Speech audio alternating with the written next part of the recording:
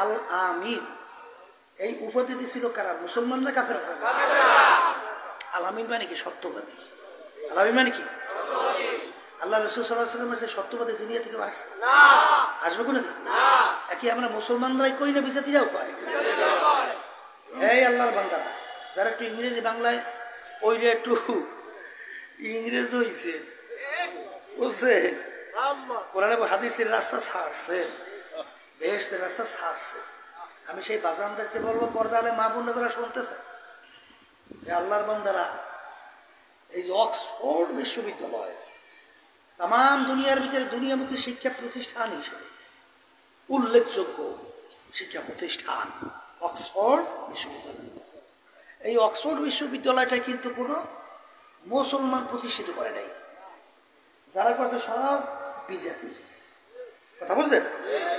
এই অক্সফোর্ড বিশ্ববিদ্যালয় যা প্রতিষ্ঠিত করছে, ওরা দুনিয়া সৃষ্টির পর থেকে ওরা তন্ন তন্ন কইরা হন্য হন্য হইয়া করছে। 100 মনীষীর নাম ওরা লিপিবদ্ধ করছে একটা বইয়ের মধ্যে। বইটার নাম আছে দ্য 100। কথা বুঝছেন? সেই বইয়ের ভিতরে দেখবেন প্রথম নামটাই ওই বিজাতিরা নিয়ে আসতে বাধ্য হয়েছে। সেই নামটার নাম হলো মুহাম্মদ রাসূলুল্লাহ সাল্লাল্লাহু আলাইহি ওয়াসাল্লাম। কথা বুঝেন না? ওদের জাতিরা ওরা বলতেছিল যে আপনারা 100 মনীষীর নাম আপনারা তালাশ করে সংরক্ষণ করছেন, একটা বইয়ের ভিতরে লিপিবদ্ধ করছেন, তাহলে অন্য বিজাতিদের নবীর নাম 1 নম্বরে যদি নিয়ে আসেন, তাহলে আমাদের একটু ভাবমূর্তি নষ্ট হয় না? নামটা রাখেন, একটু নিচে রাখা যায় না? তখন যারা নাকি এইটা সংগ্রহ করছে তারা বলছিল, কথা ঠিকই বলছে, আমাদের মন চায়, কিন্তু প্রথম নামটা কোন ব্যক্তির নিয়ে আসা যায় এইটা তোমরা একটু তালাশ করে নামটা আমাদের কাছে উপস্থাপন করো। তা ওরাও চেষ্টা কম করে নাই, তাই কইরে ফইরে শেষ পর্যন্ত ঘুরে দেখে এই নামের চরিত্র, এই নামের গুণ, এই নাম এই গুণ বিশিষ্ট মানুষ দ্বিতীয় দুনিয়াতে আর দ্বিতীয় পাওয়া যায়। অক্সফোর্ড বিশ্ববিদ্যালয়ের মূল ফটকের সামনে এখন পরিষ্কার ভাবে লেখা, এখনো সর্বযুগের সর্বশ্রেষ্ঠ আইন প্রণেতা, তার নাম হলো মুহাম্মদ রাসূলুল্লাহ সাল্লাল্লাহু আলাইহি ওয়াসাল্লাম। আমরা লেখছি না বিজাতিরা? হ্যাঁ, বিজাতিরা। আল আমিন তাকে উপাধি আমরা দিছি না বিজাতিরা? আচ্ছা, বিজাতিরা। তাহলে সব করলো বিজাতিরা, কিন্তু আল্লাহ রাসূল সাল্লাল্লাহু আলাইহি ওয়াসাল্লাম এই ওরা বলতো তাদের বংশের গৌরব, ওদের কবিলায় কবিলায় বংশে বংশে মারামারি কাটাকাটি, এই হত্যাযজ্ঞ চলত। তখন এইটা নিষ্পত্তির জন্য তারা সালিশ হিসাবে মনোনয়ন যত দূর পক্ষে কান্দান। আল্লাহ রাসূল হজরে আসওয়াদ আল্লাহর ঘরের কর্নারে লাগা আছে না, মাকামে ইব্রাহিমের পাশে, দেখছেন না? আচ্ছা, সেখানে এখন হজরে আসওয়াদ আল্লাহর ঘরের কর্নারে কে রাখবে এইটি নিয়ে কবিলায় কবিলায় ঝগড়া হচ্ছে। যে উঠাইবে কিয়ামত পর্যন্ত তার বংশ তাদের নাম একটু উঠে থাকবে। এখন এই নিয়ে বাস যেত কায়দা মতো মারামারি, মানে ঝগড়া। সবাই মিললে বলল, আমরা একটা কাজ করি, মুহাম্মদ সাল্লাল্লাহু আলাইহি ওয়াসাল্লাম যে সিদ্ধান্ত দেবে ওই সবাই মেনে নেব। কথা ভালো করে বোঝে। আল্লাহ রাসূল সাল্লাল্লাহু আলাইহি ওয়াসাল্লাম সালিশে মামলা, আল্লাহ রাসূল সাল্লাল্লাহু আলাইহি ওয়াসাল্লাম তার রুমাল বিছিয়ে দিয়েছে। এই রুমাল বিছিয়ে দিয়ে আল্লাহর হাবিবের হাতে হজরে আসওয়াদ উঠাইয়া রুমালের ভিতরে রাখছে। রাইখা 4 কবিলার 4 নেতাকে বুঝছেন, বলে যে 4 কোণারে ধরো তোমরা, 4 জনে 4 কোণা, 4 জনে 4 কোণা ধরছে। এখন নিয়ে আল্লাহর ঘরের পাশে পাথর নিয়ে যাও। 4 জনই তো শরীক হয়েছে, সব কবিলা শরীক হয়েছে না? এখন যখন ওখানে নিয়ে রাখছে, রাখার পর আল্লাহ রাসূল সাল্লাল্লাহু আলাইহি ওয়াসাল্লাম নিজে হাতে উঠে গিয়ে পাথরটাকে আল্লাহর ঘরে করে রেখে দিল। কথা বুঝেন না? তাহলে সর্বযুগের সর্বশ্রেষ্ঠ এই মানুষ কার নাম? রাসূল সাল্লাল্লাহু আলাইহি ওয়াসাল্লাম। ওই যে বলছিলাম এক শ্রেণী মানুষ উলাইকা কাল বালহু, আবু লাহাবের নাম শুনছেন? শুনছেন না? আবু লাহাব কেটা জানেন? আল্লাহ রসুল সাল্লাল্লাহু আলাইহি ওয়াসাল্লামের আপন চাচা। কথা বুঝছেন? আল্লাহ রসুল সাল্লাল্লাহু আলাইহি ওয়াসাল্লাম শুধু চাচা না, আল্লাহ রসুলের আপন বেয়াইও। আল্লাহ রসুল সাল্লাল্লাহু আলাইহি ওয়াসাল্লামের দুই মেয়েকে তার দুই ছেলের কাছে বিবাহ দিয়েছে।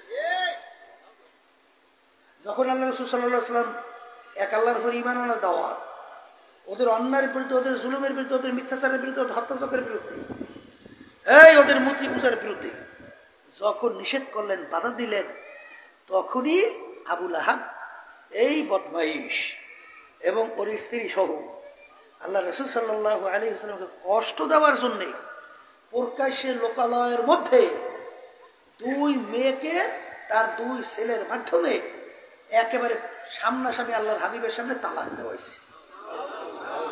দুই মেয়েকে যদি একসঙ্গে তালাক দেয়, বাপ করে কেমন কেমন কষ্ট লাগে। এইভাবে কষ্ট দিচ্ছে। শুধু তাই না, আবু জাহিল আল্লাহর হাবিবের চাচা না? আসতে হয় আল্লাহ রসুল সাল্লাল্লাহু আলাইহি ওয়াসাল্লামকে মারার জন্য চেষ্টা কম করছে? এই আপনারা হজে যারা গেছেন দেখছেন, আল্লাহর ঘরের পাশেই বড় বাথরুম আছে না? বাথরুম, ওই বাথরুম ওখানে আছে আবু জাহিলের ঘর, সেখানে এখন বাথরুম বানাইছে। আর যেখানে লাইব্রেরি, ওখানে ছিল আল্লাহ রসুল সাল্লাল্লাহু আলাইহি ওয়াসাল্লামের ঘর। দূরত্ব কিন্তু খুব বেশি না। এই মাছ বরাবর আবু জাহিল গোপনে গর্ত খুঁজছে, বড় গর্ত খুঁজতে উপরে একটা প্রলোভন দিয়েছে, উপর থেকে বোঝা যায় না। এইবার একজনকে বলতেছে, আমার ভাতিজাকে যাইয়া বলো যে তোমার চাচাই অসুস্থ, তোমাকে একটু দেখতে চায়। আল্লাহ রাসূল সাল্লাল্লাহু আলাইহি ওয়াসাল্লাম তো রাহমাতাল লিল আলামিন। হ্যাঁ, যখন শুনছে চাচা দেখতে চায়, এই অসুস্থ, আল্লাহ রাসূল সাল্লাল্লাহু আলাইহি ওয়াসাল্লাম দেখার জন্য ঘর থেকে নামছে। নাইমা হাইটে যাইতেছে, আবু জাহিল ঘরের মধ্যে জানলা পাইতে চাই। কোন সময় এসে গর্তে পড়বে, আল্লাহ রসুলকে মারবে। যখন আল্লাহ রসুল সাল্লাল্লাহু আলাইহি ওয়াসাল্লাম এসে গর্তে পা দেবে, জিবরাইল আলাইহিস সালাতু ওয়াস সালাম পিছন থেকে টান দিয়ে ধরছে। আল্লাহ রসুল সাল্লাল্লাহু আলাইহি ওয়াসাল্লাম সামনে এক পাও দেওয়া যাইবে না, আবার আইসেন পিছনে যান, পিছনে যান। আল্লাহ রসুল সাল্লাল্লাহু আলাইহি ওয়াসাল্লাম আবার পিছনে ব্যাক করছে। আবু জাহিল দৌড়ে এর নামছে আল্লাহ রসুলকে ধরবে, আইসে ওই গর্তে নিজেই পড়ছে। এখন পড়ার পর তারা উঠতেই পারে না, বুঝছেন? এখন বলতেছে, আমাকে যদি বাঁচাইতে চাও তাহলে আমার ভাতিজা ছাড়া বিকল্প না। কেমন দয়ার সাগর, তাকে মারার জন্য গর্ত, আবার সেই আবার যাই চাচাকে গর্ত থেকে উদ্ধার করে। রাহমাতাল লিল আলামিন। এই যে কপাল পোড়া আবু জাহিলিয়া, আল্লাহ হাবিব সাল্লাল্লাহু আলাইহি ওয়াসাল্লামের এত মুজিজা, আল্লাহ হাবিব সাল্লাল্লাহু আলাইহি ওয়াসাল্লামের থেকে আল্লাহ রাব্বুল আলামিন প্রায় 32-এর মতো মুজিজা প্রকাশ করাইছে। এত মুজিজা দেখার পরে আল্লাহ বলতেছেন কোরআনুল কারীমের ভিতরে, হে রাসূল, আপনি যে আমার পক্ষ থেকে রাসূল, আপনি যে আমার নবী, এইটা ওরা কিভাবে চেনে, কিভাবে জানে? যেরকম ওদের নিজের সন্তানদেরকে ওরা যেভাবে চেনে। আচ্ছা, আপনার ছেলেকে আপনার চিনতে অসুবিধা? একটু করা আসতে মেয়েকে চিনতে অসুবিধা? আপনি যে আমার রসুল, আপনি যে আমার নবী, ওদের সন্তানকে ওরা চিনতে যেরকম নাকি অসুবিধা হয় না, এরকম ওরাও জানে যে আপনি আমার পক্ষ থেকে রসুল, আপনি আমার পক্ষ থেকে নবী। যাই নাও কেন ওরা আপনার কথা অনুযায়ী ঈমান আনে না? দুনিয়া রাসু কুল্লি খাতিয়াতি, সমস্ত গুনার মূলই হলো, সমস্ত অপরাধীর মূলই হলো এই দুনিয়ার মোহ, দুনিয়ার মহব্বত, সম্মানের মহব্বত, পদের মহব্বত, দলের মহব্বত। কি এই কথা ঠিক না বেঠি? তাইলে বোঝা গেল এই দুনিয়ার মোহাব্বতে ওদেরকে অন্ধ বানায়। শোনেন নাই, এই ওই যে হুদহুদ পাখি আটকা পড়ছে, কি পড়ছে? আটকা পড়ছে শিকারির জালে, মানে শিকারি ফান্দে। কিরে হুদহুদ, তুই তো সব নিষ্পরিচিত দেখো, আল্লাহ তো এসে ক্ষমতা দিস, তাই সব দেখকে শুনে তুই এই শিকারি ফাঁদে আটকা বললি কেন? বলে আমার লোভে, কিতে লোভে আমাকে অন্ধ বানাই ফেলেছে। বর্তমানে এক শ্রেণীর এই লোভে, দুনিয়ার মোহে, এই সম্মানে, সম্পদের কারণে, সম্মান পদের কারণে, দলের কারণে অন্ধ হয়ে গেছে। কথা ঠিক না? এই জন্য আল্লাহ বলছেন দেখাও দেখে না, শুনি নাও শুনে না, বুঝাও বুঝে না, উলাইকা কাল আনআম। এই মানুষগুলো আল্লাহ রাব্বুল আলামিন বলে চতুষ্পয় জানোয়ারের মতো। কি আবু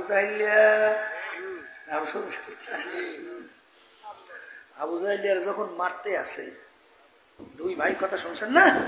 শুনছে?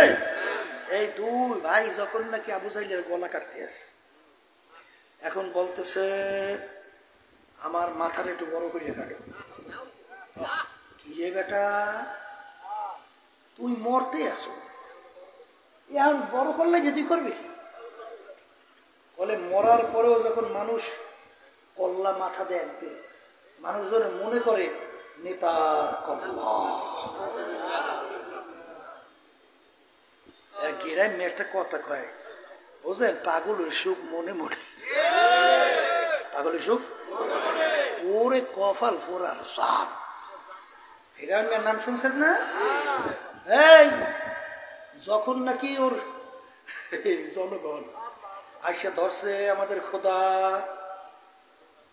আপনি আমাদের যদি পূর্বই খোদাই হয়, তাহলে নীল দরিয়ে পানি আপনার কথা ভাটা জ্বর হয় না কেন? কথা হয় না? আপনি খোদা হলে নীল দরিয়ে পানি আপনি ভাটা জ্বর হয় দেখেন। আমি ফেরাই নিয়ে তো চিনতে পড়ছে, নীল দরিয়ে পানি ভাটা জ্বর হইবে না। আমি তো ধোকাবাজি করে শয়তান হইলে আবার প্রধানমন্ত্রী, আর আমি হইলাম বাদশাহ। ওই হলেন নাই, জনগণ এই ধরছে, এই আমাদের বলে খোদা, তাহলে আমাদের ফসল মসল তো পুড়িয়ে যায়, বৃষ্টির ব্যবস্থা করে। প্রধানমন্ত্রী ডাক দিয়েছে যে আমি কি করব? বলে অসুবিধা নাই, বৃষ্টির ব্যবস্থা করতে আছে। শয়তান সব খাড়া করিয়া হাজার হাজার লক্ষ লক্ষ লক্ষ একসে পোরসাপ সারছে কায়দা মতো, এমন পোরসাপ ফস ফস করিয়া ছড়তে আছে, ওদিকে গন্ধের সুরে আমার ফসল তো ভালো মতো পুড়িয়ে সব প্রধানমন্ত্রী। বুঝলেন, এই প্রধানমন্ত্রী ওয়াইয়ে কইতেছে কি চিন্তা করো, জনগণের সাথে ধরছে, খোদা দাবি করছে, নীল ধরে বের ভালো না হইলে আবার খোদাই গিরি শেষ। কলে আর কোনো বুদ্ধি নেই, তাড়াতাড়ি গোপনে জঙ্গলে যা। এই জঙ্গলে যাইয়া গভীর নিভিড়ে মালিকের দরবারে ডাক দে, হে আমার মালিক, খোদাই তো দাবি করে বসছি, এখন জনগণ আসছে নীল দরিয়া পানি ভাটা জোয়ার হওয়ার ব্যাপারে। হে আমার মালিক, দয়া মায়া করে ক্ষমতা তুমি আমাকে দান করো। ফেরাউন নিয়ে যাইয়া জঙ্গলে কান্দে। জিবরাইল আলাইহিস সালাতু ওয়াস সালাম আসছে, ও ফেরাউন কেন কান্দো? বলে খোদাই তো দাবি করছি, এখন জনগণ ধরছে নীল দরিয়ার পানি ভাটা জোয়ার আমার কথাই হবে, কিন্তু আমার কথা কি জোয়ার ভাটা হয়? এখন মালিকের দরবারে কান্দি, মালিক যেন আমাকে এই পাওয়ারটা দিয়ে দেয়। তখন জিবরাইল সালাতু ওয়াস সালাম বলে, ফেরাউন তুই বল মালিকের কাছে, এ আমার মালিক, আমি দুনিয়া চাই, আখিরাত চাই না। আমি কি চাই? দুনিয়া চাই, আখিরাত চাই না। বলে ঠিক আছে, এটা লিখে দে। দিলাম। এরপরে আর একটা কথা শোন, যদি কোন মালিকের কর্মচারী, মানে কি গোলাম, যদি মালিকের হুকুম অনুযায়ী না চলে, মালিকের হুকুমের অবাধ্য হয়, তার কি শাস্তি হওয়া উচিত? বলে তাকে নীল দরিয়ার ভিতরে চুবাইয়া মারা উচিত। বলতে তাও লিখে দে, দেশে লিখিয়া। বলে যা, এখন যে নীল দরিয়ার কাছে ক তাইলে এখন তোর কথায় নদী ফেরি ভাটা যাবে যাইয়ে যাই কইছে এখন নীল দরিয়া ফেরি ভাটা যাবে যখন নাকি হায়াতের বেড়া শেষ নীল দরিয়ার ভিতরে পড়ছে এখন তো ডুবে ওঠে আরে ওই ইমান আনবে জিবে আসসালাতু আসসালাম সে মুখে বাড়ি সাইড ধরছে ওই কাগজ দিয়া কি লেখছিলি নীল দরিয়া সুবাই মারা উচিত এই নীল দরিয়া সুবাই তোরে মারলে আল্লাহ মারছে আর তুই বলছো তুই দুনিয়া চাও আখেরাত চাও না তাই রে এখন তোর যে ওই যখন নাকি মৌতের গড়গড়ে নিয়ে আসে একার শেষ মুহূর্তে ওই সময় তওবা কবুল হয় না কথা কয় না এটা কিন্তু সবার জন্য মৌতের টানে ঠেক আছে রুহ বের হইবে ওই সময় যদি তওবা করে ওই সময় তওবা গ্রহণ হবে না ওই যে কিয়ামতের শোনেন নাই যখন সূর্য পশ্চিমে উঠবে তখন আর তওবা কবুল হবে না কতগুলো সময় আছে তওবা আর কবুল হয় না এই যে আমার বাজানদেরকে বলে পর্দারে মা বোনদেরকে বলবো এই যে ফেরাউন ও তো দুনিয়ার মোহে এই ক্ষমতার লোভে সম্মানের লোভে আখেরাতকে অস্বীকার করছে না আসতে না আছে না নাই এক শ্রেণী বর্তমানে আছে ওরা কি মনে করে জানেন শুনছি একদম প্রশাসনে কাজ করে ঘুষ সুদ খায় জুলুম করে আবার ওরাই বলে মন্তব্য করে লোকজন আমরা শুনেছি আমি তো আর শুনি নাই লোকজনে কইছে সত্য মিথ্যে করতে পারিনি কলেজ যেগুলো ঘুষ সুদ খায় জুলুম করে বা বুড়ো হইলে ফেরাই বলে অঙ্গহানি হয়ে যায় অর্থাৎ কি জানি লুলা না কি হয় হ্যাঁ প্যারালাইসিস এইবার বুড়ে গেলে বুঝলেন এই প্রায় বলে এই ঘটনা ঘটে এখনো কলে তুই এখন তো শক্তি আছে এখন খাইয়ে লইয়ে এইবার বুড়ে বসে প্যারালাইসিস আর বলে হ্যাঁ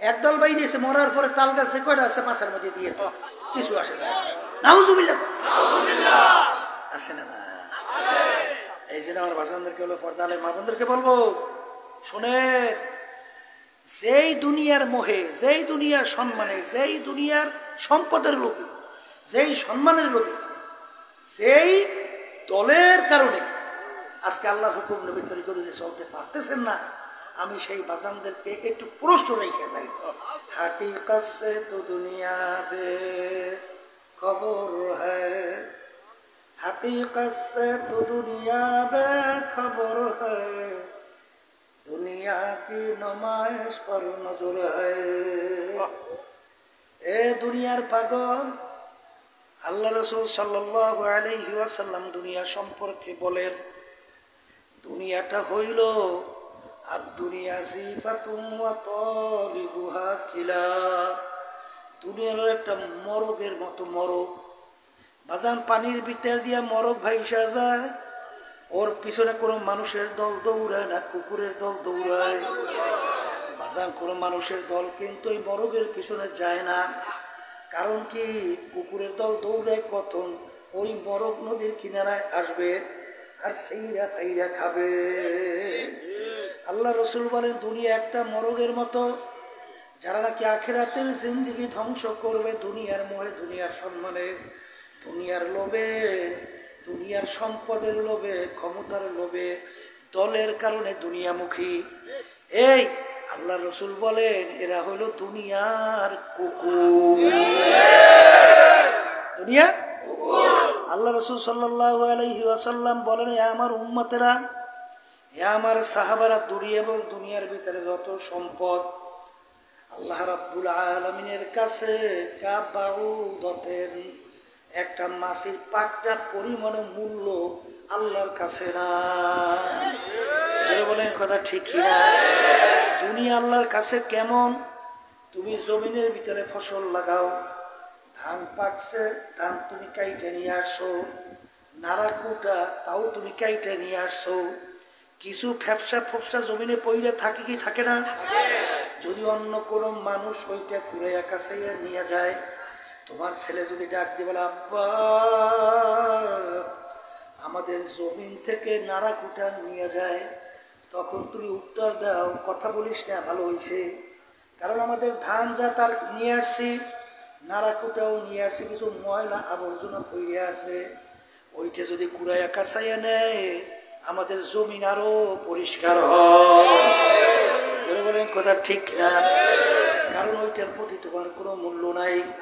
এই জন্য আমার বাজানদেরকে বলবো, পর্দালে মা বোনদেরকে বলবো, আল্লাহ রাব্বুল আলামিন কোরআনুল কারীমের ভিতরে বলেন, আল্লাহু আকবার, মান কানা ইউরিদু হারসাদ দুনিয়া মুক্তিহি, যদি কেউ আমার কাছে দুনিয়া চায় আমি তাকে দুনিয়া দিয়ে দেব,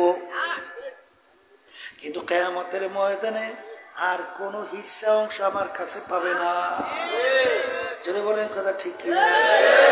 এ কবরের যাত্রীরা, আল্লাহর বান্দারা, এ পর্দার আড়ালের মা বোনেরা, বাজান দুনিয়া নিয়ে একটু মাঝে মাঝে একটু মোরাকাবা করো। বাজান দুনিয়া কিন্তু শান্তির জায়গা না। এই দেখো কিছুদিন পর্যন্ত কি গরম, গরমে মানুষ পাগলের মতো স্থির হয়ে যায়, গরম সহ্য করা যায় না। শীতের দিনে প্রচন্ড শীত সহ্য করা যায় না। বাজার রোগ ব্যাধির কোনো শেষ নাই। এমন একটা লোক বের করতে পারবে না, সে বলবে আমি সর্বদিক থেকে শান্তি। কথা কম, কেউ পারবে? একজন বাড়ি করেন তো তামাম দুনিয়ার ভিতরে পারবে? কারণ দুনিয়া শান্তির জায়গা না, কেউ কোনোদিন পায় নাই, কেউ কোনোদিন পাবে না। এই জন্য ভাইদেরকে বলবো, পর্দালে মা বোনদেরকে বলবো, বাজারে এই চিন্তা করবে কারা? যারা মানুষ। আর যারা মানুষের সুরাতে আবু জাহাল সাহেব আবুল মার্কা, তারা কিন্তু চিন্তাও করবে না, বুঝবেও না, সেই অনুযায়ী চলবেও না। এ কবরের যাত্রীরা, এ আল্লাহর বান্দারা, পর্দার আড়ালের মা বোনেরা, অনেকে মনে করেন হুজুররা বুঝি, আমরা কিছু বুঝি না।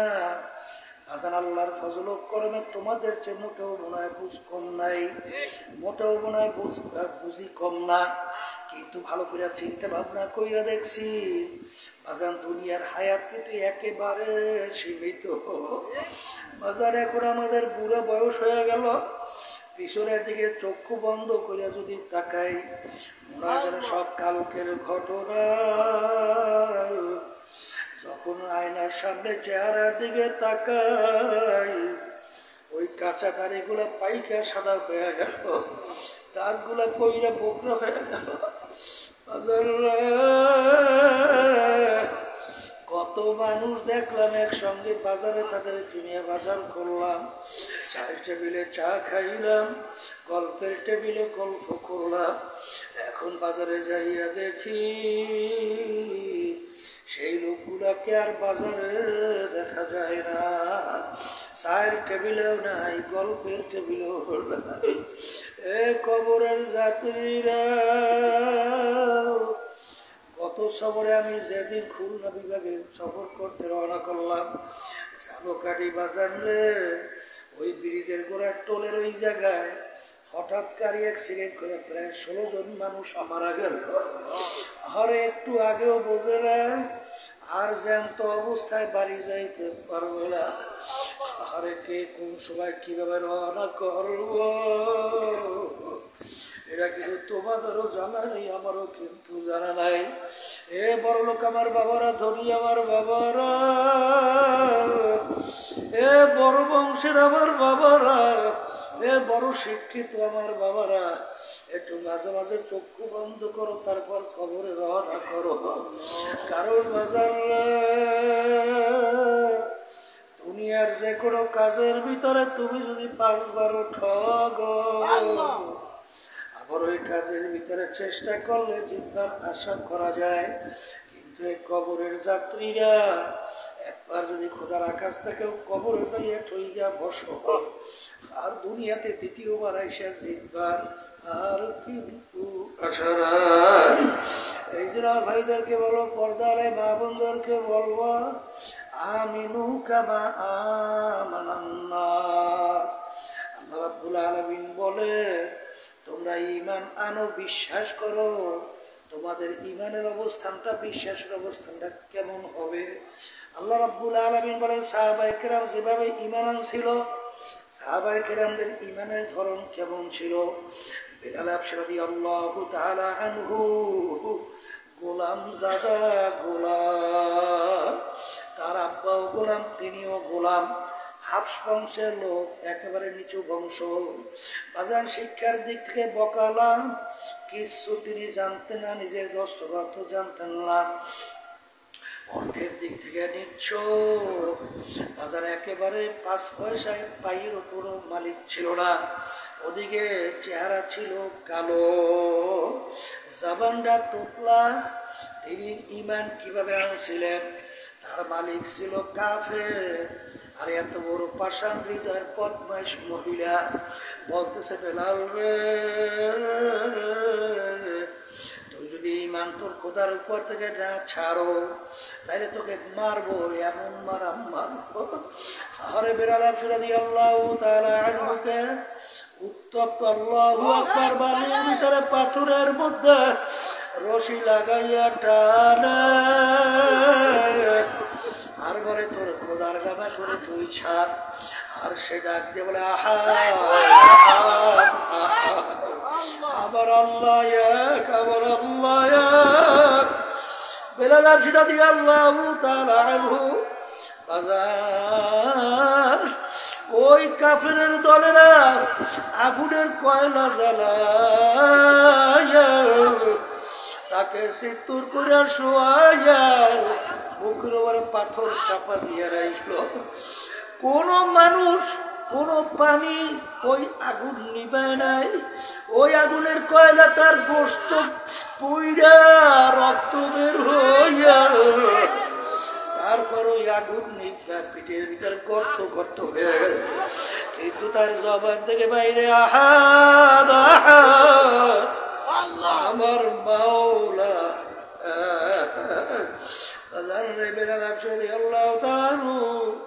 তিনিও কিয়ামতের ময়দানে উঠবে, তুমি আর আমি কিয়ামতের ময়দানে উঠবো।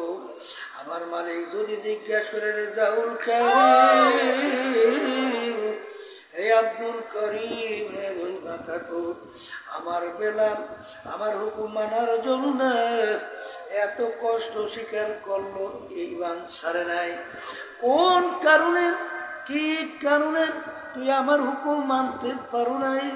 তুই এমন দলের সঙ্গে জড়াইলি যেই দল আমার বিরুদ্ধে, আমার রাসূলের বিরুদ্ধে, আমার কোরআনের বিরুদ্ধে, ইসলামের বিরুদ্ধে, মুসলমানদের বিরুদ্ধে বিভিন্ন সিদ্ধান্ত নিয়ে ধ্বংস করার পায় তারা করছে। তারপরও তুই সেই দলের সহযোগিতায় রইছ, সেই দলের সঙ্গে তুই সহযোগিতা করছো। শুই না, আমি তোকে আগে জানিয়ে রাখছিলাম, ইয়াউমা নাদউ কুল্লা উনাসিন বিইমামিহিম, কিয়ামতের ময়দানে আমার মালিক প্রত্যেকটা মানুষকে তার দলের নেতা নেত্রীর সঙ্গে ডাকবে। ডাইকে আমার মালিক বলবেন, তোর দলের নেতা নেত্রী যেদিকে যায় ওদের পিছনে পিছনে সেই দিকে চইলা যা। আমার মালিক বলেন, তোর দলের নেতা নেত্রীর যেখানে জায়গা তোরও সেইখানে জায়গা। এ আল্লাহর বান্দারা, কবরের সাথে আমি বলছি না, আল্লাহ বলছি। মুখ খুলে বলো, মুখ খুলে বলো, মুখ খুলে বলো। আমি আপনাদেরকে অনুরোধ করি, পাও ধরি, আজান আমার উপরে কেউ রাগ করিল না। আজান আমরা শুধুমাত্র আল্লাহর কালাম শুনাই, আল্লাহর হাবিবের হাদিস শুনাই। মানা বা না মানা এটা তোমাদের দায়িত্ব, আর বোঝাপড়া করবা কিয়ামতের ময়দানে আল্লাহর সঙ্গে। এই জন্য আমার ভাইদেরকে বলো, পর্দা আলে মা বোনদেরকে বলো, আজান মনে করছেন আমরা কিছু বুঝি না, বুঝা শূন্য কিন্তু দাঁড়িয়ে রাখছি, বুঝা শূন্য কিন্তু টুপি রাখছি, বুঝা শূন্য লম্বা জামা সুন্নতি গায়ে দেয়, বুঝা শূন্য আল্লাহর হুকুম 5 ওয়াক্ত নামাজ পড়ো, আল্লাহর ফজলে ছাড়ি না, আল্লাহর হুকুম ফরজ রোজা ছাড়ি না, আল্লাহর হুকুম পর্দা ফরজ আল্লাহর ফজল ভঙ্গ করার চেষ্টা করি না। আরে ধনী হয়েছি, হজ যাকাত আদায় করি, কারণ বাজার চিন্তা ভাবনা কইরা দেখছি দুনিয়া কিন্তু শান্তির জায়গা এবং ক্ষণস্থায়ী। যারা দুনিয়ার মোহে পড়ছ, আল্লাহ রসুল বলছেন যে হারাম মালের দ্বারা রক্ত এবং গোশত তৈরি হবে, তার জায়গা জাহান্নাম ছাড়া হবে না। কেমন ঈমান তাদের ছিল! তাম দুনিয়াও যদি তাদের পায়ের উপরে ফেলায় রাখো, আল্লাহর ফজল ও করমে তাদের ঈমান নষ্ট হবে না। আর বর্তমানে এক শ্রেণী আমার বাবারা, অনেক মুসলমান সন্তান বাজান আজকে 1000, 5000, 10,000, 1 লাখ টাকার বিনিময়, নাউজুবিল্লাহ নাউজুবিল্লাহ নাউজুবিল্লাহ, ঈমান কতবার বিক্রি করে আমার মালিক ভালো জানে। বাজার সেদিনকার গেছিলাম এক মাহফিলে হিজলায়, সেখানে শুনতেছিলাম বাজান একটা বড়লোক মানুষ, ওই যারা নাকি মেট্রিক পরীক্ষা, কওমি মাদ্রাসার পরীক্ষায়, বিভিন্ন ক্লাসের পরীক্ষায় যারা স্ট্যান্ড করছে, ভালো ফলাফল করছে, তাদেরকে বড় 2-2.5 টাকার এরকম একটা পুরস্কার দেবে। এই কথা শুনি না সেখানে বয়স্তা মেয়েরা এবং বিভিন্ন বিজাতি হিন্দু মেয়েরা বেপর্দা অবস্থায় ওই মজলিসে স্টেজে উপস্থিত। সেখানে শুনলাম অনেক আলেম ওলামা তারাও সেখানে উপস্থিত। ওই বয়স্তা মেহমান পালেক মহিলার বেপরোয়া অবস্থায় হিন্দু বক্তব্য দেয়, তারা বৈশা বৈশা শোনে। মাত্র 2,000-2,500 টাকার ব্যাপার। ওরে কপাল পোড়া, ওরে কপাল পোড়া। আলেম কাকে বলে? ইন্নামা ইয়াখশাল্লাহা মিন ইবাদিহিল উলামা। আলেম বলা হয় তাকে যার ভিতরে আমার মাওলার ভয় পয়দা হবে। সে আলেম যার ভিতরে আল্লাহর ভয় পয়দা হবে, তাম দুনিয়াও যদি তার পায়ের উপরে ঠালাও, আল্লাহর ফজল ও করমে তাকে ঈমান থেকে টলাতে সরাতে পারবে না। এই জন্য আল্লাহ রসুল বলছেন, খায়রুল খিয়ারে খিয়ারুল উলামা, শাররুল শিরারে শিরারুল উলামা। আলেম যে ভালো হবে, আল্লাহর ভয় যার ভিতরে পয়দা হবে, সে হাজার সাধারণ মানুষের চেয়েও সম্মানিত উত্তম। আর যার ভিতরে এই দুনিয়ার মোহ, এই সম্মানের মোহ, আল্লাহর হুকুম নবীর তরিকার বিরুদ্ধাচরণ কার্যক্রমে প্রকাশ, ওটা আলেম নামে হাজার সাধারণ মানুষের চেয়েও নিকৃষ্ট। এই জন্য বলে এই কথা ঠিক না বেঠে?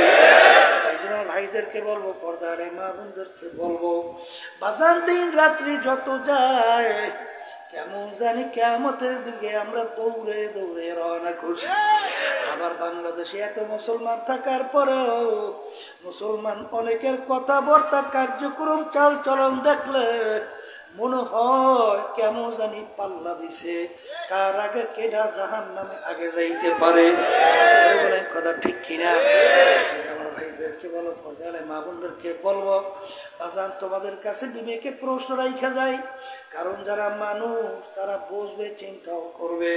কোরআনুল কারীম 1500 বছর হয়ে গেল নাজেল হইল, আল্লাহর হাবিবের উপরে নাজেল হইল। আল্লাহ রাসূল সাল্লাল্লাহু আলাইহি ওয়াসাল্লাম দুনিয়ার শিক্ষার দিক থেকে ইতিহাস পড়লে দেখবেন বকলা ছিলেন, অর্থাৎ নিজে দস্তখত করতে জানতেন না। আল্লাহর হাবিবের উপরে 30 পারা কালাম আল্লাহর নাযিল হলো। বাজান রে, কালামের শুরুতেই আল্লাহ রাব্বুল আলামিন চ্যালেঞ্জ দিয়ে রাখছেন, যালিকাল কিতাব লা রাইবা ফি। এই কিতাবে ভুল সন্দেহ বলতে কিছু নাই।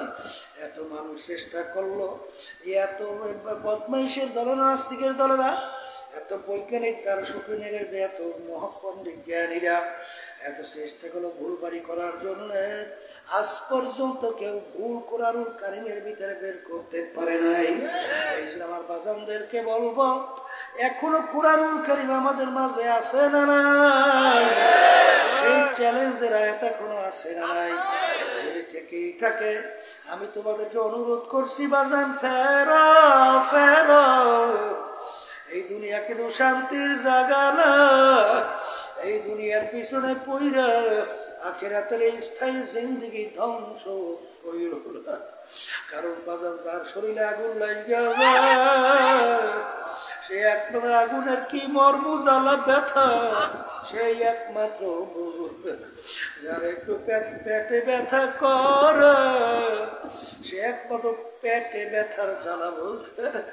এ দুনিয়াদার পাগল।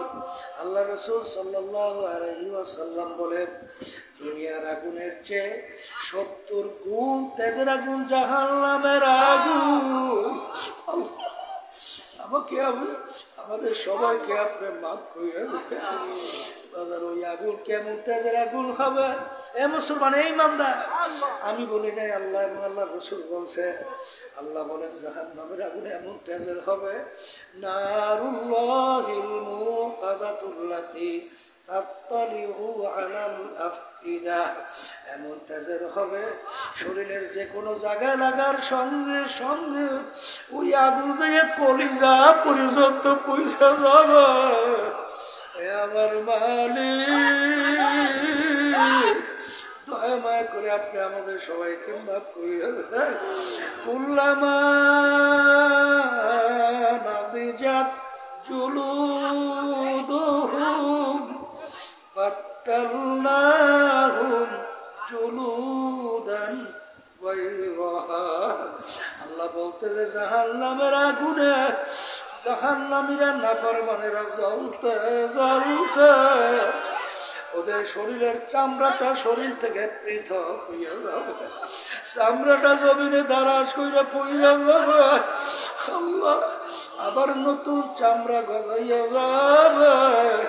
লা ইয়ামুতু ফিহা ওয়ালা ইয়াহইয়া। এত কষ্ট বহুত তালাশ করে আর কোনদিন পাবে না। এ দুনিয়াদার পাগল আমার বাবারা, এ পর্দার আড়ালের মা বোনেরা, বাজান দুনিয়ার ভিতরে দেখবা আজকে কোনো আসামি তার যদি কোনো রায় হয় 5 বছরের সাজা, বাজান দেখবা বাজান তার চেহারার দিকে তাকানো যায় না, ঠিক মতো ঘুম থাকে না, খাওয়া থাকে না।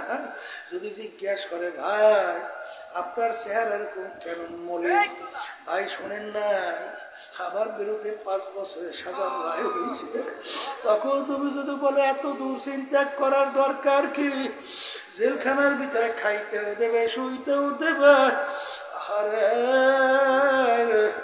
আরে জেলের ভিতরে ফ্যানের বাতাসও ঘুরবে, সব আছে ব্যবস্থা, তারপরে এত কেন চিন্তা? তখন সে বলে ভাই সব ঠিক আছে কিন্তু স্বাধীনভাবে চলা যায় না।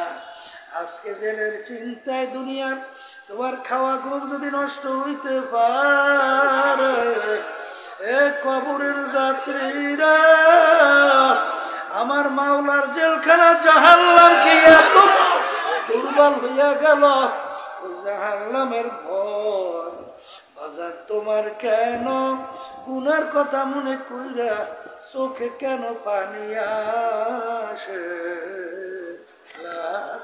এ দুনিয়াদার পাগল আমার বাবারা, যেই মামলার তদবির নাই তার কিন্তু খালাস নাই। আখিরাতের 5টা মামলা, মৌতের মামলা, কবরের মামলা, মিজান পৌঁছাতের মামলা, মিজানের মামলা। এই মামলার তদবির দুনিয়া থাকা অবস্থায় করার পরে কবরে দিয়ে রওনা করতে হবে। এই জন্য আমার ভাইদেরকে বলবো, পর্দালে মা বোনদেরকে বলবো, মুসলমান বলতেই কিন্তু মন চায় গুনার থেকে ফেরবে, নেকের কাজ করবে, আল্লাহর হুকুম মানবে, আল্লাহর হাবিবের তরিকা অনুযায়ী চলবে, চোখে পানি নিয়ে কলম নরম করে কবরে যাবে।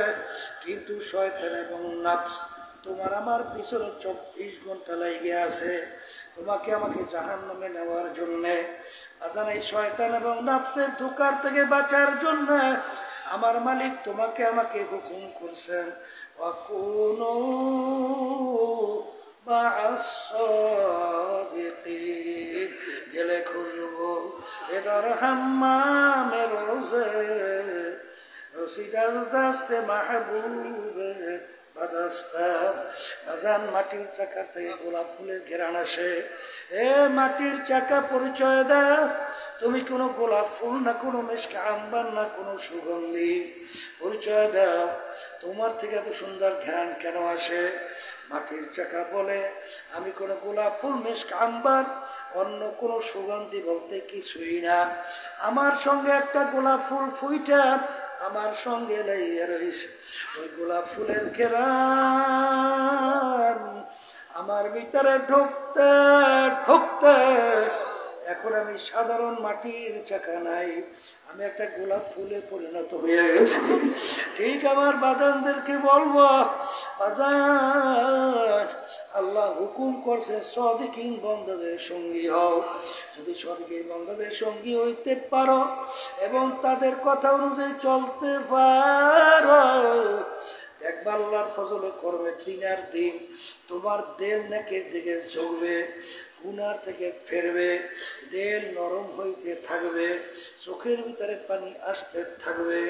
আমাদের এই তরিকার নাম হলো চরমনাই সিস্তিয়া সাবিরিয়া তরিকা।